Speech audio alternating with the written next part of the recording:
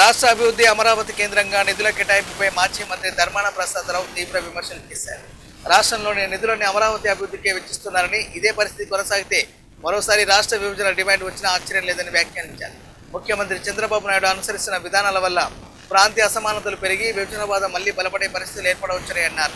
ముఖ్యంగా ఉత్తరాంధ్ర అభివృద్ధిలో కూటమి ప్రభుత్వం పూర్తిగా విఫలమైందని మాజీ మంత్రి ధర్మాన ప్రసాదరావు ఆరోపించారు.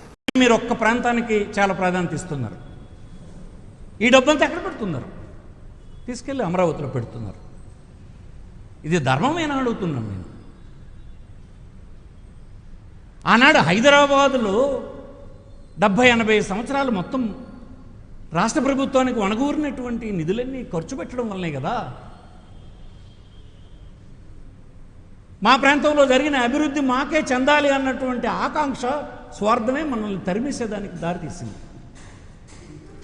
మళ్ళీ ఈవేళ కూడా అదే పని మీరు చేయాలనుకుంటున్నారు, చేస్తున్నారు. చేయాలనుకోవడం కాదు, చేస్తున్నారు. కేంద్ర ప్రభుత్వం నియమించినటువంటి కమిటీ ఇచ్చిన నివేదికకు వ్యతిరేకంగా, రాష్ట్ర ప్రజల అభిప్రాయాలకు వ్యతిరేకంగా ఈ వెనుకబడిన ప్రాంతాలు విశాఖపట్నం, శ్రీకాకుళం, విజయనగరం, అలాగే మన్యం, అక్కడ రాయలసీమ ప్రాంతాల తాలూకా అభిప్రాయాలకి భిన్నంగా రాజ్యాంగంలో చెప్పినటువంటి అన్ని ప్రాంతాలకు సంపద అనేది పంపిణీ చేయాలన్నటువంటి మార్గదర్శక సూత్రాలకు వ్యతిరేకంగా మళ్ళీ మీరు డబ్బంతా చివరి దశలో ఎంత అనుభవం కలిగినటువంటి మీరు మళ్ళీ ఖర్చు పెడుతున్నారు. అక్కడ మళ్ళీ ఈరోజు ఏదో ఒక రోజు ప్రమాదం పొంచి ఉంది. ఇంకొక రాష్ట్రం ఇవ్వడానికి డిమాండ్ అయినా తర్వాత తరాలు చేస్తారు.